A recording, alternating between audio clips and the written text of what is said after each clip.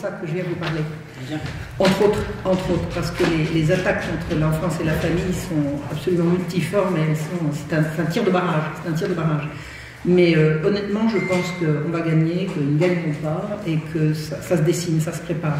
Je pense que toutes ces horreurs ont pu se mettre en place par un aveuglement collectif et là, la lumière commence vraiment à se faire jour. Dites-moi, si je vous dis, quand on vous a dit que l'avortement serait pratiqué uniquement dans des situations de détresse, est-ce que vous l'avez cru? Vous êtes tous beaucoup plus jeunes que moi, ou presque.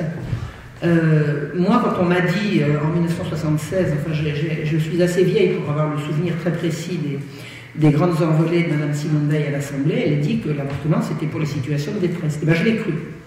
Je l'ai cru. Hein. Et je pense que je ne suis pas la seule à l'avoir cru. Ensuite, quand on vous a dit que le Pax ne deviendrait jamais le mariage pour les personnes de même sexe, peut-être que vous l'avez cru. Moi, j'ai commencé à avoir des gros doutes. Je ne l'ai pas vraiment cru. Mais enfin, disons, admettons, je voulais bien essayer de faire semblant de le croire. Et quand on vous a dit que le mariage pour tous ne serait pas la gestation pour autrui, vous avez sans doute compris que ça allait arriver. Ben, on y est. Ça y est. D'accord?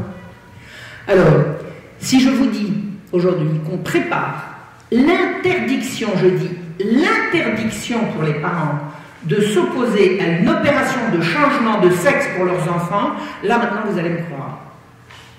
Vous allez être obligé de me croire. Parce que vraiment, le plan qui se dessine est de plus en plus évident, de plus en plus monstrueusement évident. L'information est tombée, il y a quelques semaines, sur un site observatoire de la famille qui s'appelle Family Watch.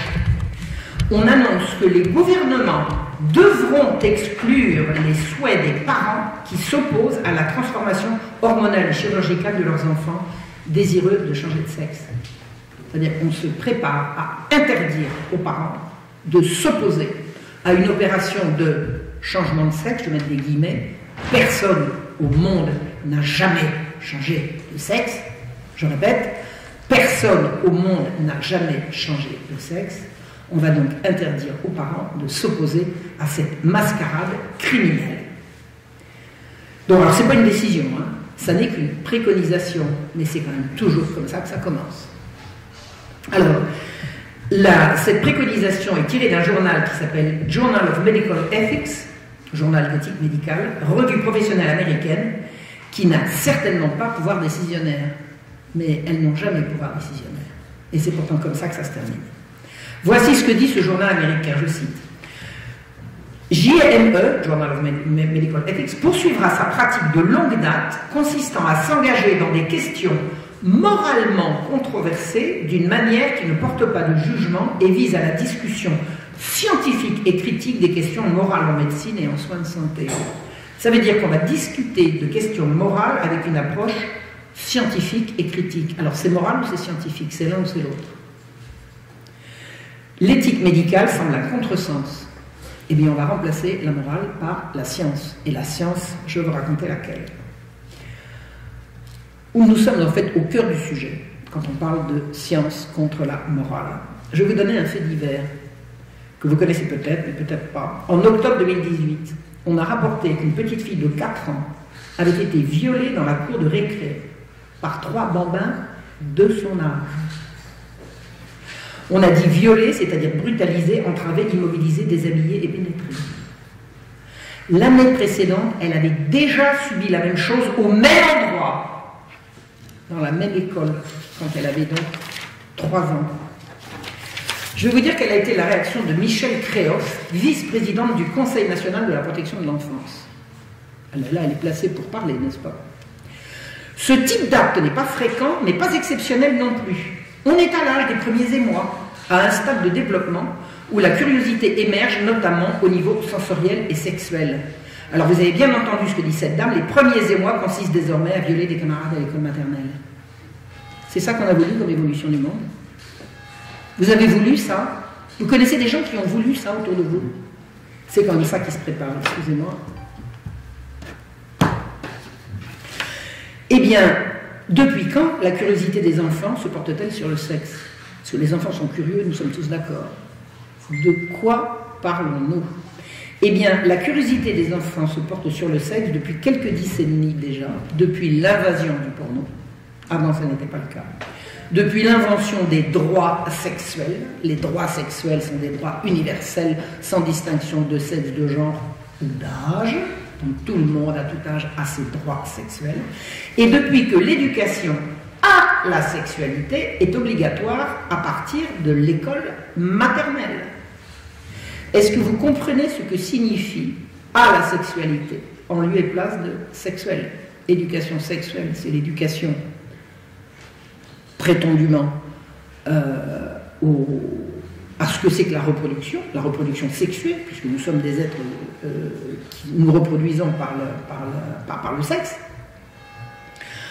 Et on a transformé l'éducation sexuelle en éducation à la sexualité obligatoire à partir de la maternelle. Et bien, le résultat, c'est ce que je viens de vous raconter. Et depuis que les enfants sont sexualisés par un monstrueux programme mondial de destruction de l'enfance et de la famille. Ça secoue depuis le haut jusqu'en bas, absolument partout, et ça part du sommet. Figurez-vous que l'UNICEF a affirmé l'année dernière que la pornographie n'est pas toujours nocive pour les enfants. Pas toujours. Il y a donc une bonne pornographie. Je rappelle, pour le cas où vous ne le sauriez pas, ce qui me ferait quand même doucement rigoler, que la pornographie, c'est l'exhibition explicite d'actes sexuels sans aucune retenue. Ben, il y a une bonne pornographie pour les enfants. Donc, comment va-t-on faire pour éviter la mauvaise pornographie?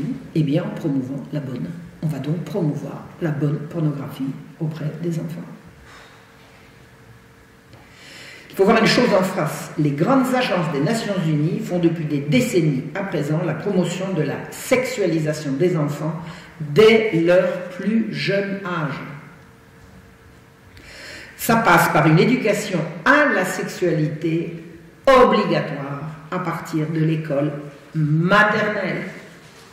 Et qu'est-ce qu'on vient de nous dire? L'école va être obligatoire à partir de 3 ans. C'est-à-dire que dorénavant, vous n'avez aucun moyen d'empêcher, sauf résistance la plus virulente possible, il n'y a plus aucun moyen légal d'empêcher qu'on vienne chercher vos enfants chez vous pour les gaver de sexe à l'école. Les programmes sont absolument explicites, il suffit de cliquer sur Internet pour les ouvrir. N'importe qui peut le faire, quantité de gens l'ont fait, et jusqu'à présent, enfin moi chaque fois que j'ai voulu ouvrir ces programmes, il n'y a toujours pas de censure, tout le monde y a accès, on peut voir ce qui se passe. Alors, ils portent tous l'estampille de l'ONU. Vous avez l'Organisation mondiale de la santé, qui est l'agence de l'ONU qui s'occupe de la santé, l'UNICEF, l'agence de l'ONU qui s'occupe de la culture, non, qui s'occupe de l'enfance, l'UNICEF, l'UNESCO qui s'occupe de la culture, et le Conseil économique et social des Nations Unies, suivi par toutes les agences de l'Europe et tous les États et toutes les nations européennes. Enfin, les nations, si encore on peut appeler ça comme ça, et États, si on peut encore appeler ça comme ça également. Donc tous les gouvernements qui se sont succédés depuis des dizaines d'années reprennent ce programme. Ces programmes font explicitement et sans ambiguïté aucune la promotion d'une sexualité axée sur la jouissance et totalement déconnectée de la reproduction. C'est officiel. Je m'explique. Vous croyez qu'un sexe, ça sert à rencontrer un autre sexe pour faire un bébé? Parce qu'à l'origine, c'est quand même ça de quoi on parle. La sexualité, c'est ce qui touche à la reproduction. Pas du tout. La sexualité, maintenant, c'est ce qui touche à se faire plaisir. C'est-à-dire qu'on a remplacé le but de la sexualité par son moyen. Le but, c'est la reproduction de la vie, le moyen, c'est le plaisir. Si on ne prenait pas de plaisir à faire l'amour, on ne ferait pas de bébé. C'est comme ça depuis que le monde est monde. Eh bien, on a renversé les choses. Maintenant, on fait l'amour pour prendre du plaisir, et le bébé, il est en trop. Il est gênant, puisqu'il n'est plus au programme. Donc maintenant, on va promouvoir, et c'est dans les textes, hein, une sexualité axée sur la jouissance. On va promouvoir, et c'est dans tous les textes, je l'ai dit un jour sur une vidéo, et il y a une certaine, je ne vais pas faire de diffamation ici, mais elle se reconnaîtra si elle m'écoute, qui venait dire « c'est même pas vrai, on n'a jamais dit ça ». Ben si, j'ai retrouvé des textes. On apprend la masturbation dès les petites classes. On leur apprend, c'est-à-dire que des gosses qui n'y pensent pas, qui n'ont pas pensé, à qui on n'a pas encore montré, ben on va leur montrer.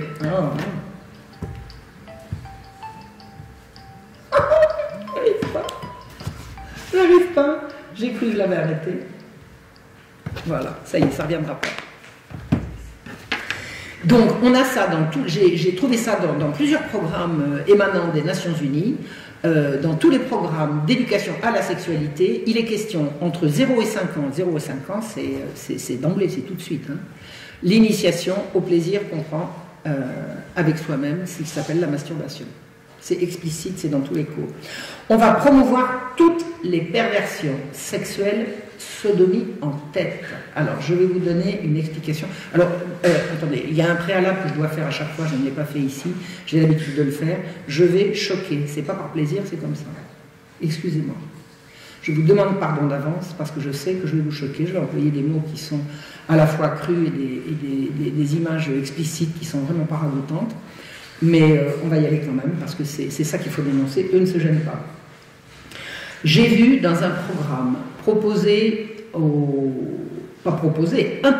écoles québécoises, Canada français, je suppose que c'est pareil dans tout le Canada, des écoles qui montrent ce qu'on va apprendre aux enfants dans les petites classes, et notamment on va leur faire un dessin des dessins en 4 couleurs, grand format, le plus explicite possible, de l'appareil génital masculin et féminin.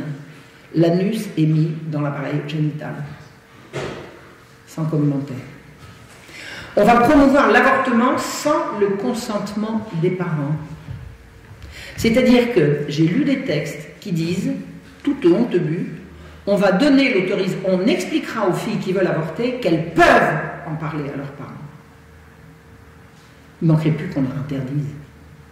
Est-ce que vous imaginez qu'une fille qui va à l'infirmerie parce qu'elle n'a pas ses règles, qu'elle est au bord des larmes parce qu'elle croit qu'elle va être enceinte, elle va tout de suite aller dire « mais attendez, je vais d'abord en parler à mon père ».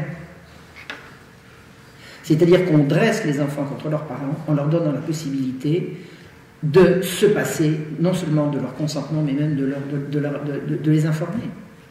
Donc on va donner l'autorisation, la possibilité aux infirmeries de donner des pilules abortives, hein, des avortements les plus rapides et les moins intrusifs possibles, je veux dire sans hospitalisation, à des gamines dont les parents ne seront jamais mis au courant. Ça va se passer à l'infirmerie. Et c'est dans les textes, c'est pas comme ça. C'est pas que c'est une pratique, c'est que c'est préconisé. On va banaliser, j'ai vu ça dans beaucoup de textes, la prostitution. Alors on ne dit pas la prostitution, c'est un gros mot. On dit les relations sexuelles transactionnelles, c'est plus joli. C'est plus joli. Alors ça veut dire quoi? Ça veut dire que t'as pas assez d'argent de poche? Arrangez ça. Va arranger ça. Mais attention, tu prends des risques. Alors on va expliquer aux filles qui couchent comme ça pour avoir un téléphone portable ou pour mettre de l'essence dans leur bagnole, on va leur expliquer que si elles ne se protègent pas, elles risquent d'attraper des sales maladies. C'est-à-dire qu'il ne va pas y avoir de barrière morale à la prostitution, il va y avoir une barrière sanitaire. Sanitaire. Attention, prostitution, c'est dangereux. C'est pas immoral, c'est pas dégradant. C'est dangereux pour la santé. Et la santé, eh ben ça c'est important. On en a tous entendu parler de l'importance de la santé ces 2 dernières années. Vous avez vu comment ça se passe. On marginalise dans tous ces programmes les valeurs familiales qui sont dénoncées comme contraignantes, liberticides et oppressives. Toute la morale familiale est considérée comme un obstacle à l'épanouissement des jeunes. Les jeunes ont, comme tout le monde, des droits sexuels. Alors les droits sexuels, c'est le droit de jouir, vous avez compris, mais là nous nous occupons précisément des droits sexuels tels que comme ils s'adressent aux enfants, y compris aux petits-enfants, les adolescents et les petits-enfants. On leur explique que toutes les valeurs familiales sont un obstacle à leur épanouissement sexuel. Il suffit de rajouter sexuel à liberté sexuelle, épanouissement sexuel, bonheur sexuel, équilibre sexuel, et puis ça passe. Ça passe. Donc papa est un empêcheur d'être heureux en rond. Maman, c'est la même chose. Donc on va dresser méthodiquement les enfants contre l'autorité de leurs parents. Alors moi je suis d'une génération, je suis né en 1950. J'avais donc 17 ans en mai 68, 18 ans dans la foulée. Je me souviens très bien que la première conséquence palpable et durable de mai 68, ça a été la remise en cause de l'autorité des parents. Et quand vous n'avez plus d'autorité au-dessus de votre tête, c'est la tyrannie. C'est la tyrannie du plus fort, c'est la tyrannie du groupe, c'est la tyrannie du plus braillard, c'est l'horreur. C'est l'horreur. Dès que vous n'avez plus une autorité à la fois tutélaire et protectrice, c'est la loi de la jungle. Et c'est comme ça que ça se passe. Donc, c'est une descente. Le mai 68 s'adressait aux adolescents où nous étions. C'est-à-dire que l'adolescence a été définie comme une période qui se révoltait contre l'autorité abusive des parents, contre l'incompréhension des parents. Là, on s'adresse à des gosses à la maternelle. Ça fait combien? 50 ans? Mai 68, ça fait 60 ans? Ouais, ça fait 50 ans. C'est ça? En 50 ans, on a fait baisser ces horreurs de 18 ans. On va s'adresser maintenant aux tout petits pour leur dire, si maman n'est pas d'accord, change de maman. Je ne sais pas si vous avez vu, il y a une vidéo qui est passée il y a quelques temps, elle a fait le buzz sur Internet. On voyait une espèce de petit garçon complètement efféminé, habillé en rose avec des paillettes, enfin une espèce de petit môme trans, qui expliquait « Ah mais moi, si mes parents ne sont pas d'accord, écoutez, c'est pas difficile, moi je change de parents ». Et on faisait passer ça dans les vidéos pour les mômes qui trouvent ça sur leur téléphone. Bah oui, papa il m'a dit non, alors papa m'opprime. Maman m'a dit non, maman m'opprime. Et ça fait partie des programmes. On explique aux gosses que leurs parents sont là pour les aider et les conseiller, jamais pour décider à leur place. Il s'agit donc, alors, ces programmes promeuvent l'adoption comme un droit, le droit d'adopter. Est-ce que vous vous rendez compte de ce que signifie le droit d'adopter? Il ne peut pas y avoir de droit à l'adoption sans un droit sur les enfants qu'on n'a pas fait. C'est un droit sur les enfants des autres. Imaginons que vous ayez une société dans laquelle il y a systématiquement, ex nihilo, sortant de nulle part, une grande quantité d'enfants sans parents. Imaginons. Bon, vous pouvez imaginer, vous avez le droit, éventuellement. Mais ça n'existe pas. Tous les enfants ont des parents. Donc pour inventer un droit à l'adoption, il faut rendre des enfants disponibles à l'adoption, et vous avez compris comment. On va donc les retirer à leurs parents légitimes, par le biais de tout ce que je vous ai annoncé précédemment.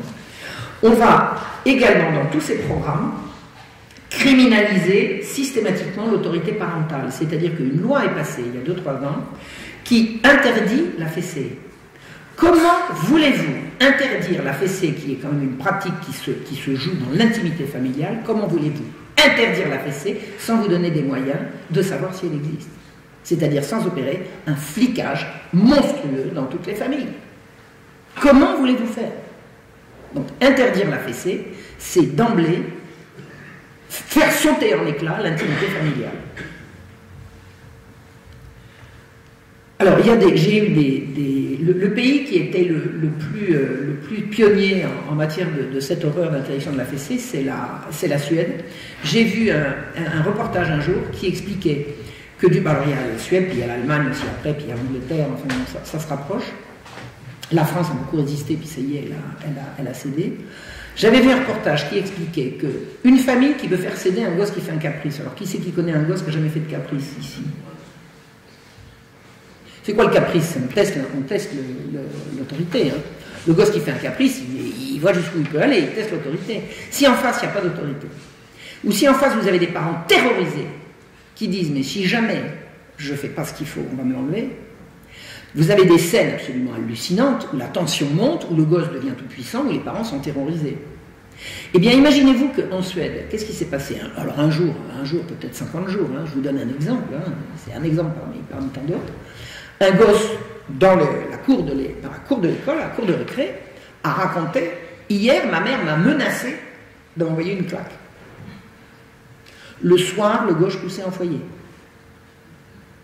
La surveillante qui surveillait la cour a entendu, elle a prévenu la maîtresse, qui a prévenu la directrice, qui a prévenu la police, qui a prévenu le juge. Le soir, la gosse était enlevée à ses parents pour une menace de lui donner une claque. En Suède, où ils sont particulièrement... Alors, ce qui est rigolo, c'est que la Suède est en train de basculer hein, sur le plan politique. Là, il y a un... Bon, c'est inévitable. Mais enfin bon, espérons. Parce que oui, ils ont été très très loin. J'ai vu la suite d'un reportage, de ce reportage, qui racontait que les travailleurs sociaux organisent dans les écoles des groupes de parole. Alors, on fait mettre les enfants en rond et puis on lance la discussion. Et puis c'est comme ça qu'on sait. Ah bah moi, ma maman, elle m'a dit que, et puis mon papa, il m'a dit que. Et ensuite, on fait des signalements, et ensuite, les services sociaux passent dans les maisons et arrachent les gosses pour leur bien. On est d'accord? Pour leur bien. Pour leur bien. En Allemagne, c'est devenu absolument terrifiant, terrifiant. Des parents, on a retiré des enfants à des parents qui s'étaient opposés à la présence de leur petite fille de 4 ou 5 ans à un cours d'instruction à la sexualité, comme je vous ai dit, absolument explicite. La gosse y était allée une fois, elle était rentrée à la maison en larmes, elle avait dit papa, il y a ci, il y a ça, on appelle ça le vagin, le truc, l'érection, la gosse, elle avait l'estomac au bord des lèvres, elle pleurait, elle voulait pas y retourner. Le papa lui a dit, demain, tu n'iras pas au cours d'éducation sexuelle, et le père s'est retrouvé en prison. En prison. D'accord? Alors, on n'a pas encore ça en France, mais ça se prépare. C'est-à-dire que les parents qui osent s'élever contre les droits sexuels de leurs enfants risquent non seulement qu'on leur enlève leurs enfants, ce qui est une pratique de plus en plus courante, mais également que eux terminent en prison. Et là, je ne vous raconte pas des risques, je vous raconte des faits absolument authentiques. Donc l'interdiction de la fessée, elle est passée en France il y a quelque temps. Alors vous aviez un certain Cohn-Bendit qui trouvait ça absolument génial. Lui, alors se faire tripoter la baguette par des petites filles, ça ne le choque pas, mais qu'on puisse envoyer une gifle à un gosse qui fait un caprice, alors là, c'est atteinte aux droits de l'homme. Vous voyez ce que je veux dire? Donc en fait, on criminalise la morale traditionnelle et on criminalise toute religion qui s'oppose aux droits sexuels dès la naissance. Est-ce que vous connaissez une religion qui ne s'oppose pas aux droits sexuels dès la naissance? Ben, la seule religion qui ne va pas s'y opposer, c'est celle que ces gens-là nous préparent. Ils nous préparent une espèce de religion syncrétique, synthétique, là, qui va tout mélanger et qui va commencer par dire les droits sexuels d'abord, et puis après, tous unis derrière le grand Manitou ou le grand Mamamouchi. Mais c'est-à-dire qu'on va éliminer toutes les grandes religions traditionnelles. Il n'y a pas de pire ennemi pour ces gens que la tradition. Tout ce qui s'est fait dans le passé est considéré comme devant être aboli, oublié. Et croyez-moi, une bonne formule pour savoir si quelque chose est bien ou pas, posez-vous la question, comment auraient fait nos grands-parents, nos arrière-grands-parents, nos aïeux, et c'est la plupart du temps, vous trouverez la réponse. Parce que si notre civilisation vient de tellement loin, c'est qu'elle a fonctionné. Et si elle ne fonctionne plus, c'est parce qu'on a tout changé.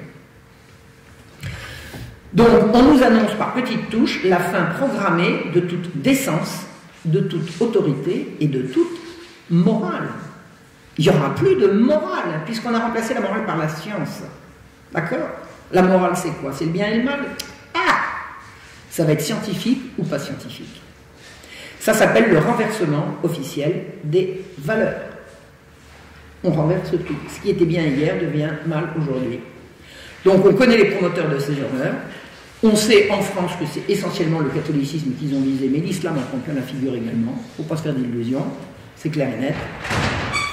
Leurs arguments se partent des oripeaux d'une science fallacieuse qui affirme que le sexe est une distraction et que les enfants y ont droit dès la naissance. Alors le sexe est une distraction, je pense que c'est à ça qu'on peut le résumer. Pour ces gens-là, pourquoi avons-nous un sexe? Pour faire joujou avec.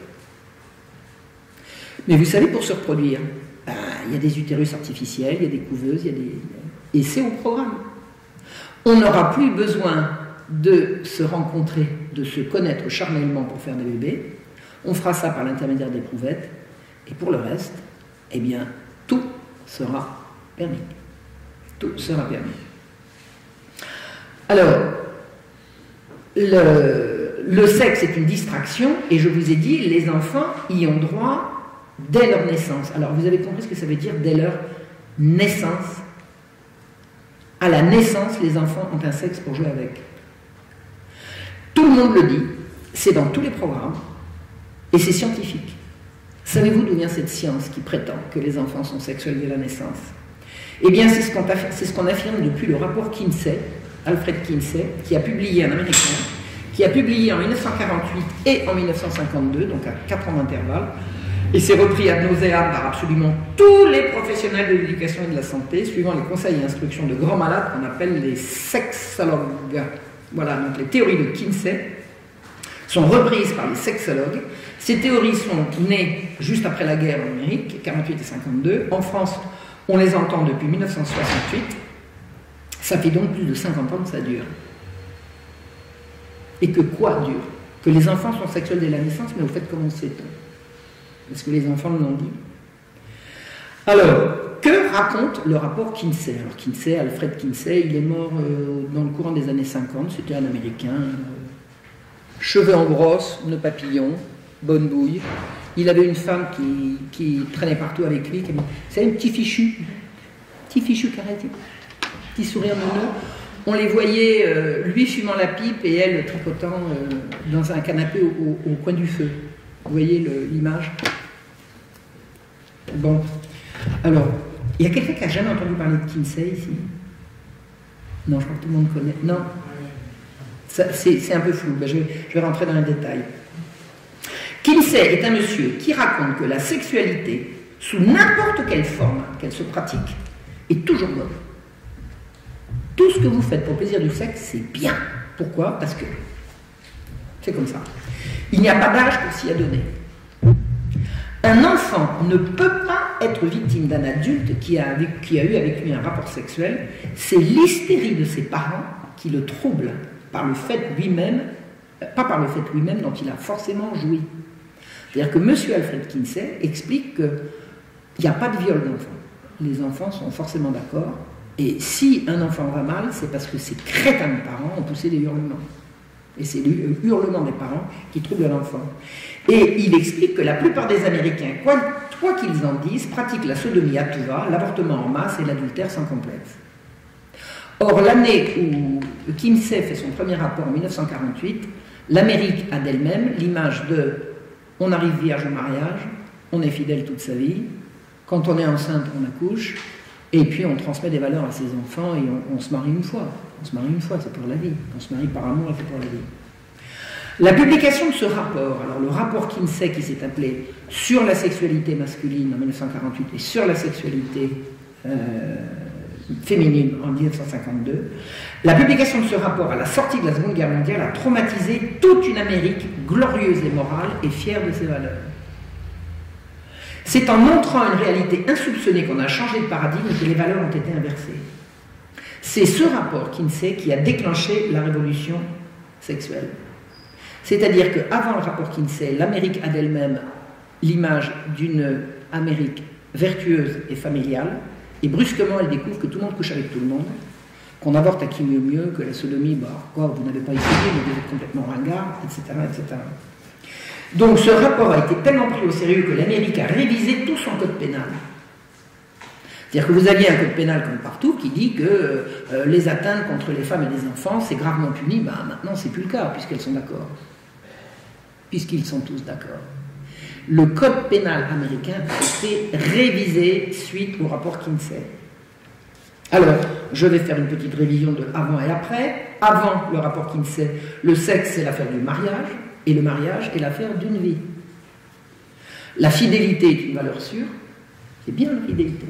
Je suis fidèle, mon mari est fidèle, nous sommes fidèles, c'est une valeur. L'autorité paternelle est évidente, elle coule de source. Papa a dit non, bon, c'est tout. S'il a dit non, c'est non. Papa n'a pas discuté, puisqu'il a dit non. Papa est protecteur et maman nourricière. Maman me fait à manger, maman me protège, incidemment. Vous connaissez la chanson qui a été reprise par Mozart, « À vous dirai-je maman » ? À vous dirai-je maman, ce qui cause mon tourment. Cette chanson, à l'origine, je ne la connais pas par cœur, c'est une chanson d'amour à sa maman. C'est une chanson d'amour à sa maman. Elle date de 1771. C'est un petit enfant, je ne sais pas si c'est un garçon ou une fille, qui explique tout ce qu'il doit à l'amour de maman, à la présence de maman, à la douceur de maman. Et il explique que tous les soirs, il fait sa prière au bon Dieu pour qu'il protège encore maman. Une merveille, une beauté. Tout ça, c'est de la carabistouille. Allons donc, qu'est-ce que c'est que ces imbécilités ? Alors, maman n'est pas nourricière, maman maintenant elle est chef d'entreprise ou elle est executive woman de je ne sais pas trop quoi, vous voyez ce que je veux dire. Bon. On ne parle jamais de sexe devant les enfants dans cette Amérique-là, on ne parle pas de sexe devant les enfants, mais jamais. On ne parle pas de ces choses-là devant les enfants. Écoutez, j'ai un souvenir, c'est rigolo, je me souviens de ma mère me disant à propos d'une de mes amies, j'avais une copine à l'école, j'ai dit maman j'aimerais bien aller chez elle à goûter, elle me dit mais Marion, je t'explique, ses parents sont... On ne disait pas divorcer, on disait... On ne disait pas accoucher, on disait... on ne parlait pas de ces choses-là devant les enfants. Il y avait une censure au cinéma pour interdire l'accès aux jeunes à tous les programmes explicites. Mais ce n'était pas forcément explicite au niveau image, et également au niveau du thème. Vous voyez ce que je veux dire? D'abord, on ne montrait pas les choses au cinéma. On ne montrait pas les choses au cinéma, mais celles qui étaient trop suggestives, on ne les montrait pas non plus. C'est-à-dire qu'on protégeait les enfants contre tout ce qui regardait les adultes. Et la sexualité, ça regarde les adultes. Et on apprenait surtout aux jeunes à s'accepter, à se maîtriser et à s'accomplir. S'accepter, accepte-toi toi-même. Alors je vais vous expliquer un truc. Moi, quand j'étais adolescente, j'ai poussé comme une asperge. Alors, vous avez vu comme je suis grande. J'ai poussé comme une asperge. À 14 ans, j'avais déjà la taille que j'avais. Mais on m'aurait proposé à l'époque de me retirer 5 cm en me coupant les pattes. Je vous jure que je l'aurais fait. Mais j'ai eu des parents qui m'ont dit, patiente, dans quelques années, tu seras grande, mais tu ne seras pas la plus grande. C'est ce qui s'est passé. Accepte-toi. T'as poussé trop vite, c'est fatigant en plus, vous savez, de pousser comme ça, c'est dodelinante. C'est une épreuve. Des parents protecteurs ne disent pas, ah bah attends, on va te faire une opération, puis on va te couper les pattes. Parce que changer de sexe, ça revient à ça. T'es première dans ton sexe, on va t'en faire changer. D'abord, on ne change pas de sexe, et puis on m'aurait coupé les pattes, j'aurais eu l'air mal. J'aurais été belle avec des petites pattes. On m'a enseigné à m'accepter. C'est ça une éducation, non?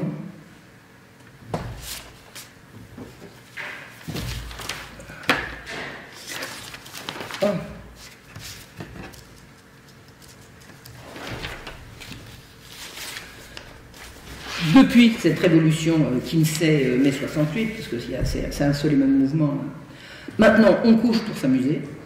Alors peu importe avec qui, hein, peu importe, l'occasion était belle ou elle n'était pas belle, ou je ne trouve pas en ce moment, ou alors j'en ai trouvé 3 d'un coup, je ne sais pas lequel choisir, enfin on couche pour s'amuser. C'est plus une rencontre entre une personne et une autre, c'est une rencontre entre 2 opportunités. Ou plus. L'avortement est devenu un droit fondamental et attendez, tenez-vous bien, priorité nationale, je l'ai vu écrit. Priorité nationale. À l'heure actuelle, priorité nationale, c'est tuer les enfants dans le ventre de leur mère. Mais vous avez vu ça où?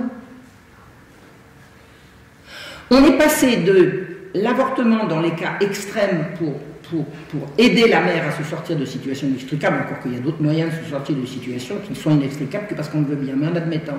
À maintenant, priorité nationale. Et alors, t'es enceinte, bon, tu veux avorter où? Attendez, on ne pose jamais bienvenue à la vie. On ne pose jamais t'as besoin d'aide pour aider le petit. On ne pose jamais comment tu vas l'appeler. Tu vas avorter comment? C'est devenu une priorité. Et je l'ai vu dans des textes, je l'ai vu dans des textes émanant enfin des textes tout à fait officiels, d'agences régionales de santé. Alors maintenant, vous savez, les sages-femmes, qu'est-ce que c'est qu'une sage-femme? C'est une accoucheuse. Maintenant, ce sont des avorteuses. Ça fait partie elles font des stages accélérés pour apprendre à avorter. Non, attendez. Alors, l'avortement, c'est ce que je vous ai expliqué tout à l'heure, on le pratique à l'insu des parents, à l'infirmerie des écoles. Mais vous avez retenu, on n'interdit pas aux gosses d'en parler à leurs parents. C'est gentil. On promeut partout l'homosexualité et on invente un nouveau délit, l'homophobie. Alors d'abord, le mot ne veut rien dire. Homosexualité, ça ne veut rien dire non plus. Parce qu'on ne peut être sexué qu'à partir du moment où il y a un sexe opposé, sinon c'est pas du sexe. Donc homosexualité, c'est un euphémisme. Avant, on disait inverti. On peut dire tout simplement sodomite, ça ira plus vite, pour ce qui concerne les hommes. Mais on ne le dit pas, donc on a inventé homophobie, c'est-à-dire il y a un délit maintenant qui consiste à avoir peur, une peur. Attendez, si on a peur, c'est qu'on est malade. Donc il n'y a pas raison que ce soit un délit, mais admettons. Une phobie, c'est une peur panique. Peur panique de l'homosexuel. Alors il y a des gens qui ont des peurs paniques de l'homosexuel, je ne sais pas où, je ne sais pas où vous avez vu ça. En tout cas, on a inventé un délit de l'homophobie, et selon une formule assez bien ficelée qui concernait une autre catégorie de gens, qu'est-ce qu'un homophobe? C'est quelqu'un que le lobby homosexuel n'aime pas. Ça marche à tous les coups. On nous a gavés de taux de suicide absolument abominables chez les jeunes homosexuels, taux de suicide émanant du regard hostile que leur envoient les homophobes. Ça ne tient pas debout. Il n'y a pas de statistiques à cet égard. Il n'y a absolument aucune donnée tangible pour prouver ça. C'est de la propagande. Donc si vous n'êtes pas d'accord pour voir des homosexuels s'exhiber en pleine rue, c'est que vous êtes homophobe et vous tombez sous le coup de la loi. Alors, on fournit aux enfants des informations explicites en images ou en couleurs sur tout ce qui touche au sexe en leur expliquant que c'est bien et que c'est leur droit. J'ai vu, de mes yeux vus, mais il y a quoi? Il y a une semaine, un texte à l'égard des institutrices pour qu'elles expliquent aux tout petits, que s'ils ont envie de la sodomie, il faut quand même qu'ils fassent attention à ne pas faire ça n'importe comment avec n'importe qui. Attendez, des petits enfants qui réclament d'être sodomisés. Et on va former des instituteurs ou des travailleurs pour des enfants pour qu'ils expliquent ça aux petits dans des cours d'éducation à la sexualité obligatoire. L'invasion pornographique touche absolument tout le monde. Les gosses y ont accès par leur téléphone portable. Et cette pornographie est de plus en plus sadique et violente. Alors ça, c'est une donnée qu'il faut essayer de comprendre. Vous avez, j'ai vu un certain nombre de reportages également là-dessus, on trouve quantité de choses sur Internet là-dessus. Vous avez des travailleurs de l'industrie de la pornographie qui ne veulent plus travailler dans la pornographie parce qu'ils disaient, quand on a commencé, on faisait l'amour, maintenant il faut se faire taper dessus. C'est-à-dire que là, le sexe est devenu de moins en moins lié au désir et de plus en plus à la mort. La mort, la torture, la violence, le sang, les hurlements. C'est ça qui excite. Et on m'a expliqué, Judith Reisman, dont je vous parlerai tout à l'heure, m'a expliqué que il y a un jeu de progression du besoin de violence pour arriver au stade d'excitation de la fois précédente. C'est-à-dire que vous commencez par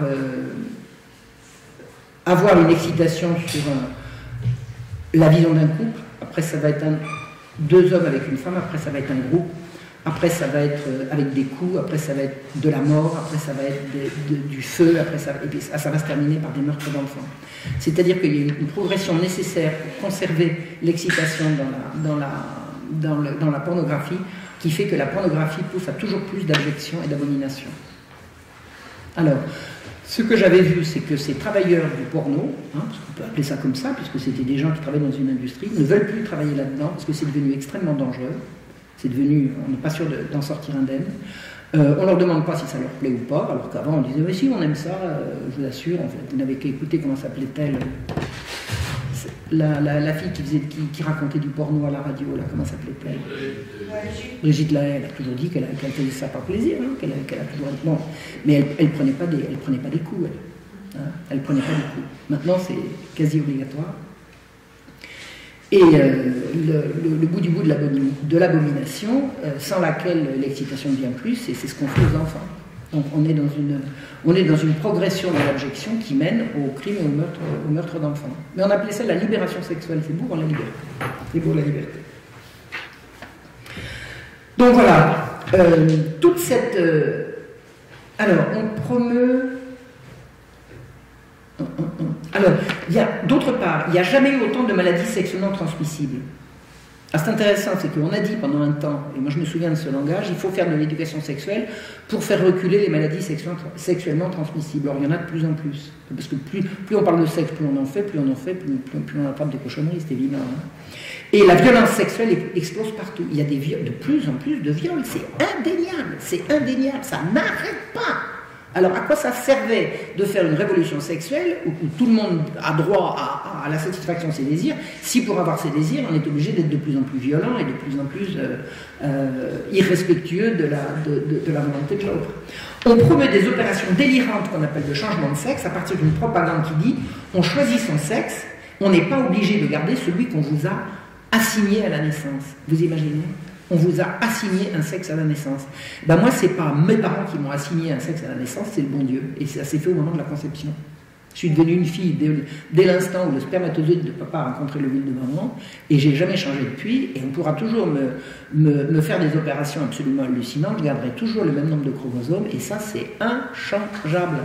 C'est inchangeable. Personne au monde n'a jamais changé de sexe. Et maintenant, on va apprendre aux enfants, dans leur cours à la sexualité, qu'ils ont le droit de changer le sexe qu'on leur a assigné à la naissance. Alors, comment on ne peut pas dire sexe, on dit genre. Mais vous savez ce que c'est que le genre? C'est le sexe des choses. On ne dit pas qu'un nom est de sexe ou de masculin ou féminin, on dit qu'il est de genre masculin ou féminin. Donc pour faire passer la dragée qu'on peut changer de sexe, on appelle ça changer de genre. Ce qui est une traduction de l'anglais, c'est du franglais bâtard. Donc on dit que le genre est assigné à la naissance et qu'on a le droit de choisir. Non, c'est une aberration. Incidemment, je ne sais pas si vous savez comment ça s'est passé, vous avez un fou qui s'appelle Dr Monet, qui avait acquis des parents américains, avaient présenté dans la détresse un petit garçon.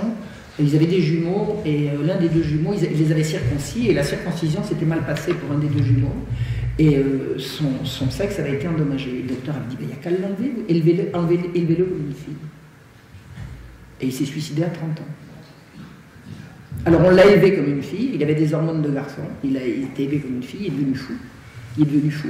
On lui avait assigné comme sexe à la naissance. Enfin bon, ce sont des malades. Attendez, ce sont des malades. S'il y a une chose qu'on ne peut pas changer, c'est le sexe.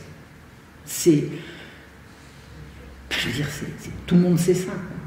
Ils font une dose de mensonge et de manipulation pour faire croire le contraire. Je veux dire, on change le sens des mots en disant on n'y va pas dire le sexe, on va dire le genre. Mais ça n'a pas de sens. Ça n'a pas de sens. Et si vous avez des garçons qui sont efféminés et des filles qui sont masculines, bah, vous dites, mais alors, ça dérange.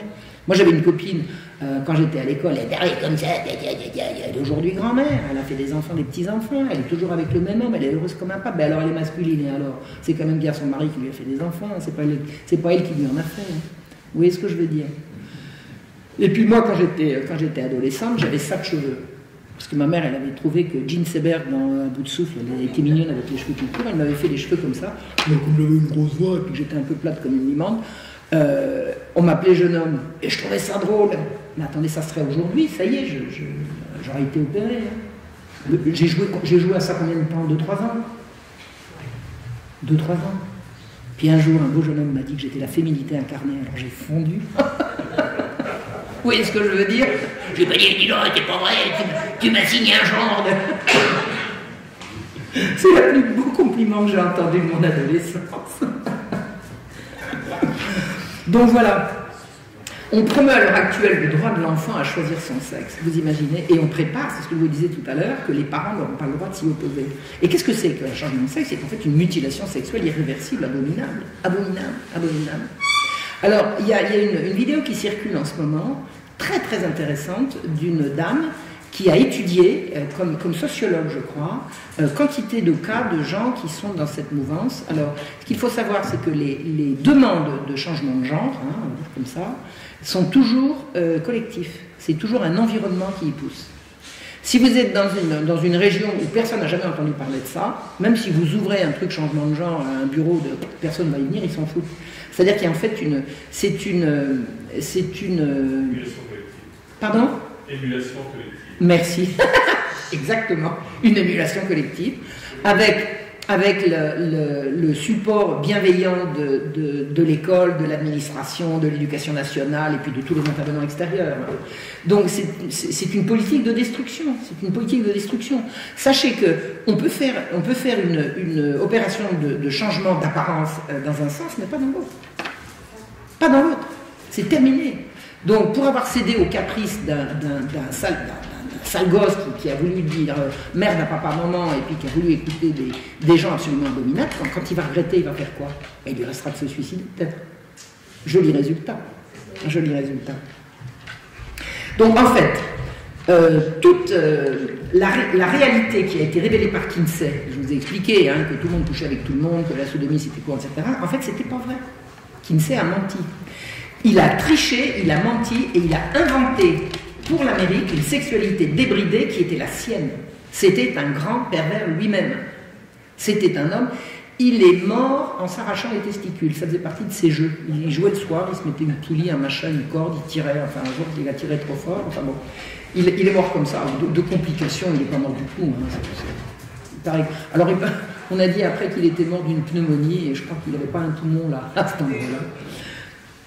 Et c'était un grand adepte du sadomasochisme, il adorait les tortures, celles qu'on lui infligeait, celles qu'il infligeait aux beaux jeunes gens dont il aimait à s'entourer, c'était un maniaque, c'était un fou, c'était un pervers, à qui la CIA, avec les fonds de l'Institut Rockefeller, a confié la tâche de renverser les valeurs. Ce gars-là était universitaire, il avait une chaire à l'université, il s'occupait de guêpes, c'était un entomologiste. On lui a dit à partir de maintenant, vous n'allez plus vous occuper de guêpes, vous allez changer la moralité mondiale, la mentalité d'Amérique d'abord et ensuite du monde, et nos fonds sont illimités, vous pouvez y aller. Et il a été vraiment financé à milliards, quoi. Enfin, à millions en tout cas. Il a été protégé, jamais aucune plainte n'a pu voir le jour, il faisait chanter tout le monde. Enfin, c'était un type abominable qui avait un pouvoir incommensurable. Voilà. Donc, c'est l'Institut Rockefeller pour la banque, pour la finance, et la CIA pour le bien des expériences, qui ont financé des expériences terrifiantes, notamment sur les enfants. C'est-à-dire que ce que faisait Kinsey dans son institut, il disait j'interviewe des gens pour savoir connaître leurs pratiques. Et ensuite, il sortait des statistiques sur ce que les gens lui avaient raconté. Alors, je ne vois pas à quel titre, et je pense que vous allez penser comme moi, une Amérique pudique va aller raconter ces histoires d'alcôve à un type qui prend des notes. Enfin, on vient vous voir en disant bon, racontez-nous comment vous avez couché. Personne ne va dire la vérité. Ça ne va pas la tête. Ça ne va pas la tête. Précisément parce que l'Amérique de cette époque-là était extrêmement pudique et pudibonde, même on peut le dire. Donc, à quel titre peut-on imaginer que ces interviews étaient honnêtes? Alors, on sait, puisqu'il y a quand même énormément d'enquêtes qui ont été faites, que la plupart des gens interviewés étaient des comparses. Mais il y a plus grave. Et le plus grave, c'est ce dont je viens vous parler aujourd'hui, en particulier, c'est les expériences ce sont les travaux qui ont mené à dire que les enfants sont sexuels dès la naissance. Parce que c'est ça le cœur du travail de Kinsey, enfin de la production de Kinsey, c'est les enfants sont sexuels dès la naissance. Et tous ces programmes dont je vous ai parlé jusqu'à présent sont issus des rapports Kinsey. Donc, qu'est-ce qu'a fait Kinsey pour parler de la sexualité des enfants? Il a trouvé des enfants. Alors, la façon dont il a trouvé ces enfants, c'est une horreur. Ces enfants lui ont été fournis par l'université et l'hôpital à New York. À New York non, pas à New York, dans New Jersey. Enfin bon, là où il était, excusez-moi, je n'ai pas toujours tout par cœur. Dans la région dans laquelle il était, les hôpitaux publics et les universités lui ont fourni la matière à ces expériences. Et notamment des enfants, notamment des petits-enfants, notamment des bébés. Des bébés.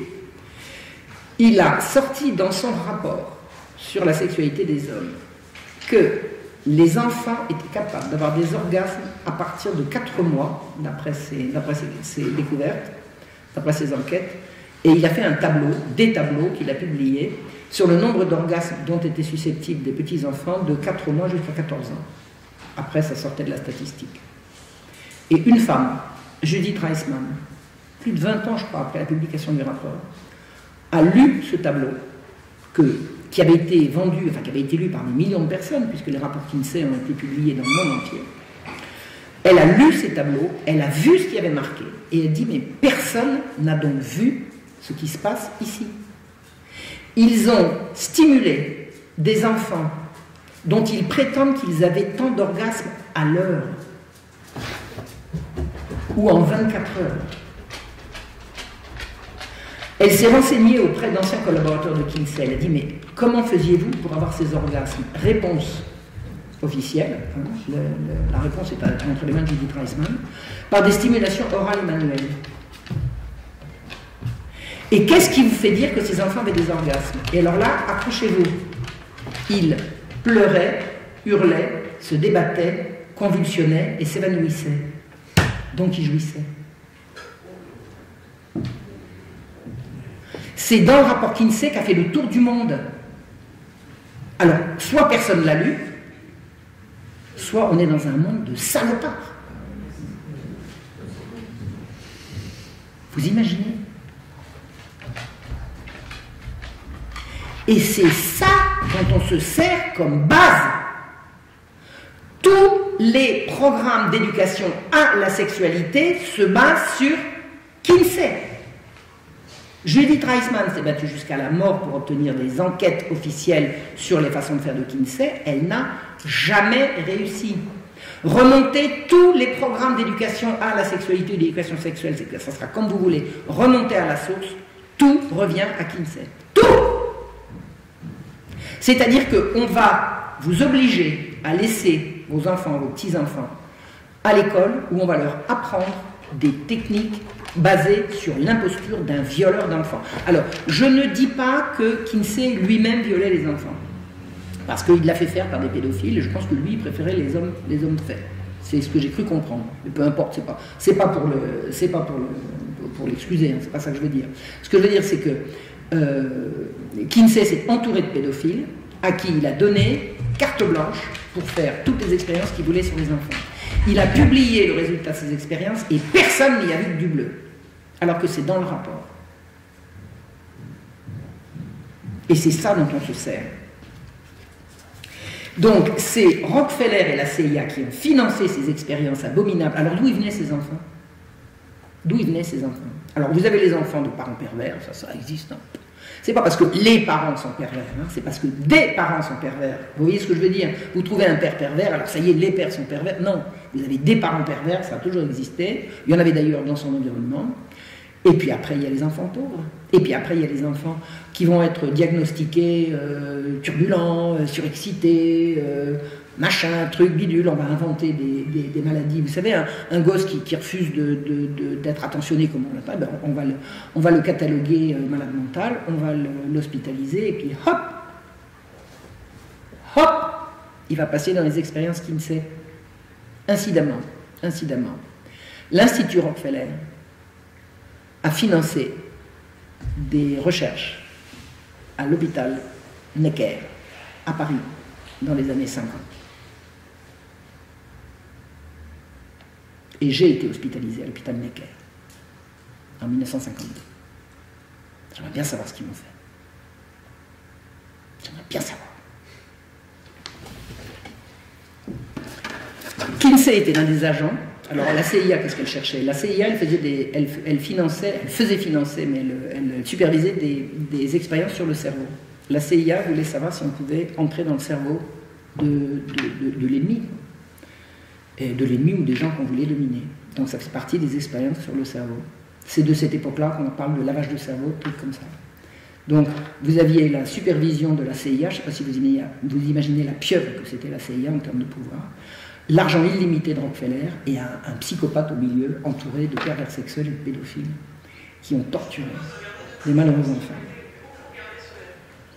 Donc Kinsey était un de leurs agents, ils ont permis à ces pseudo-recherches de changer le monde, et ils ont réussi à cacher que c'était un sadomasochiste, un menteur, un pervers partisan d'orgies abominables auquel participait son épouse et tout son staff.